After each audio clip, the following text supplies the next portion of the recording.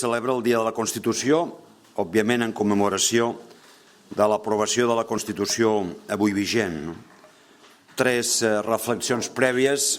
Recordar-los que Unió va contribuir fins i tot en la redacció d'aquesta Constitució. Hi ha una petjada molt particular en el seu article 10C, quan parla que els drets fonamentals i les llibertats de la Constitució reconeix i interpretaran de conformitat amb la Declaració Universal dels Drets Humans i els acords internacionals sobre aquestes matèries ratificats per Espanya.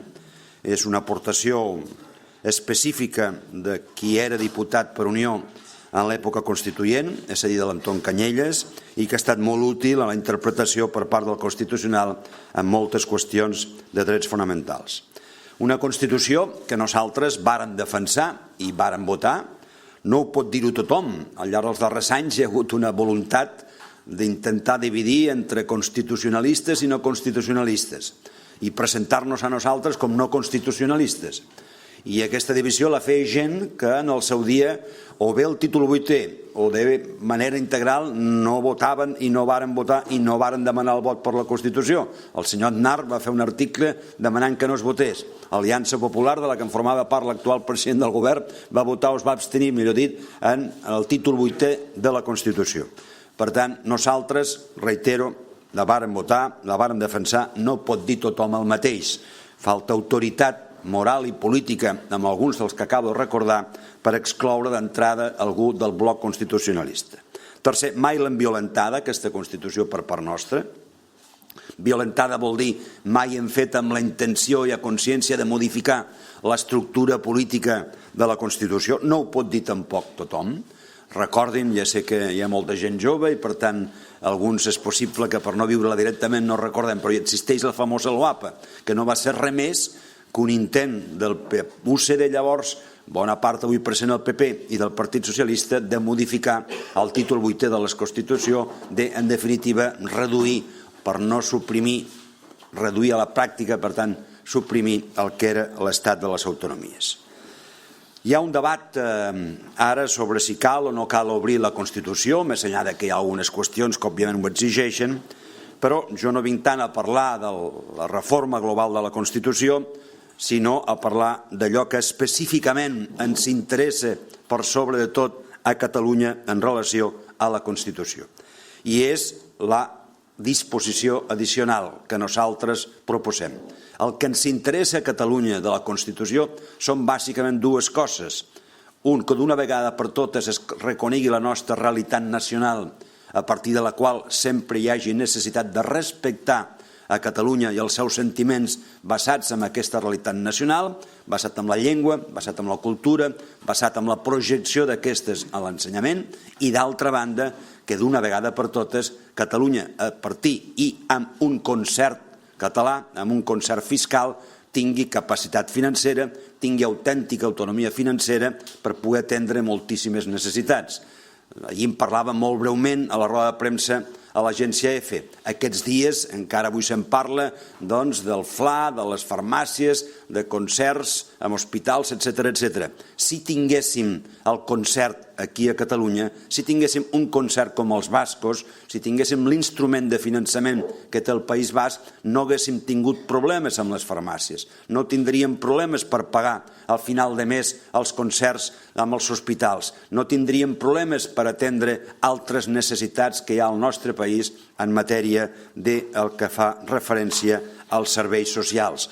Tindríem capacitat, per exemple, per fer una aposta, com ha fet el País Basc, amb recerca, amb desenvolupament, amb innovació, per fer realment a Catalunya, amb el concert català equivalent al basc, de la recerca, el desenvolupament i la innovació, el valor afegit de la nostra economia, el que ens doni capacitat de competir, perquè sempre he dit i repeteixo que aquesta no la volem a partir dels salaris baixos. Aquesta aposta que ens permetria tenir el concert propi, el concert com els bascos, ens hi ajudaria. Ens permetria dedicar més diners, independentment de l'IVA, que ja fem una proposta de rebaixar-lo, a la cultura, ens permetria dedicar molts més diners a la cultura, a l'educació, a evitar el fracàs escolar i, òbviament, també atendre les necessitats socials de la nostra ciutadania. Per tant, en aquest context i en el marc avui del dia que significa recordar una Constitució que va ser defensada, votada per nosaltres i que ja he dit mai hem violentat, és evident que hi ha un fet a remarcar. L'única veu catalana, no només del catalanisme, sinó en aquest cas fins i tot catalana, que té una proposta pròpia per Catalunya i que, per tant, com a tal veu catalana és l'única que va al debat de la Constitució, és la nostra, és la d'Unió. Convergència i Esquerra no els interessa la Constitució ni la reforma de la Constitució. Volen trencar amb aquesta Constitució, volen trencar l'Estat, volen a partir de tot el procés que estan fent i amb les condicions que el fan i que ara no hi entraré, pura i simplement la independència. Ahir ho varen anar a explicar, fa molts dies que ho expliquen. És una veu, per tant, que no els interessa la via del reconeixement que nosaltres proposem. Volen trencar. Creiem que els efectes són dolents per nosaltres, per Catalunya i per tothom, però no hi entro. Jo vaig a parlar en positiu del que nosaltres proposem. L'única veu catalana en el que és tot el que fa referència al procés de modificació o sobretot de reconeixement de Catalunya a la Constitució és la nostra. No és tampoc allò que pot representar el Partit Popular, perquè és obvi, primera, que no està interessat en moure la Constitució i segona, que si no està interessat en moure la Constitució, a aquesta afirmació li cal afegir una altra, i és que, lògicament, la veu catalana no es fa sentir en el Partit Popular. La veu catalana no es fa sentir en les posicions ni en aquesta ni en altres matèries del Partit Popular. Hi ha una altra expressió política que democràticament, i jo he de respectar-ho, però tinc l'obligació d'intentar que la ciutadania de Catalunya reflexioni. Hi ha una altra veu política, que avui és ni més ni menys que la primera força política de l'oposició a Catalunya, i és Ciutadans. Ciutadans no vol reformar la Constitució, sinó que si la vol reformar és per fer-la més espanyola encara, per fer encara un sistema que en allò que faci les referències hi hagi més limitació de l'autonomia i més limitació de l'autonomia a Catalunya. Ciutadans no porta Catalunya com a objectiu, ni al cap ni al cor. Ciutadans li interessa sobretot el poder a Espanya, li interessa assolir des d'aquesta perspectiva el mandat de poder governar a nivell espanyol. No és Catalunya la prioritat, no porta la veu de Catalunya, no li interessa donar més personalitat, no li interessa donar més diners, està en contra del concert. Per tant, l'única força política, l'única veu catalana en allò que fa referència a la Constitució és la que representa Unió. En aquest context, vostès ja saben la nostra proposta, però la repetiré. Disposició catalana, així la designem, disposició catalana, és a dir, que la Constitució reconegui la realitat nacional de Catalunya. Avui no està reconeguda, hi ha un terme genèric que parla de nacionalitats, però no està reconeguda la realitat nacional de Catalunya. Nosaltres volem, des d'aquest punt de vista, i aquesta és la nostra proposta, que hi hagi un reconeixement de la realitat nacional de Catalunya.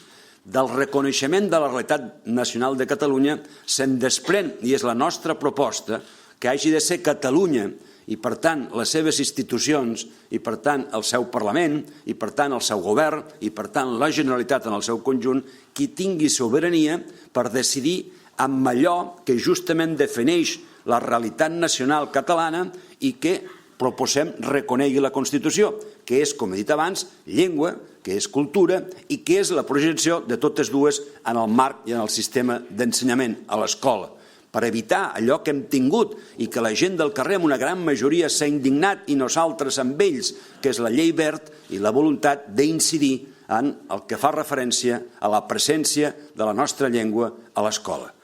Segona, per tant, primera, reconeixement de realitat nacional. Segona, d'aquí se'n deriva la sobirania en matèries com llengua, cultura i la seva projecció a l'ensenyament. I tercer, el que ha anat insistint, un concert fiscal per Catalunya.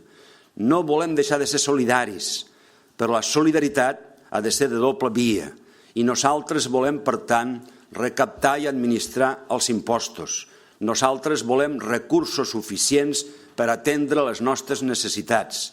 Nosaltres volem administrar aquests recursos perquè són i formen part de la contribució que via els impostos fa la ciutadania de Catalunya i perquè creiem que amb el concert fiscal donem resposta a molts dels problemes que dia a dia molts dels ciutadans que estan apartats de la política i molts dels ciutadans que estan, permetin l'expressió, emprenyats amb el govern de l'Estat i que formen part d'aquest conjunt de persones que estan tipes i que han pogut fer fins i tot un pas, encara que sigui conjuntural, cap a l'independentisme, molts d'aquests ciutadans, més enllà del reconeixement de la realitat nacional, demanen també no caritat, demanen justícia, i demanar justícia vol dir apostar, com aposta Unió, per aquest concert fiscal català, per aquesta capacitat de tenir diners per tal que nosaltres puguem, des d'aquest punt de vista, corregir aquests dèficits.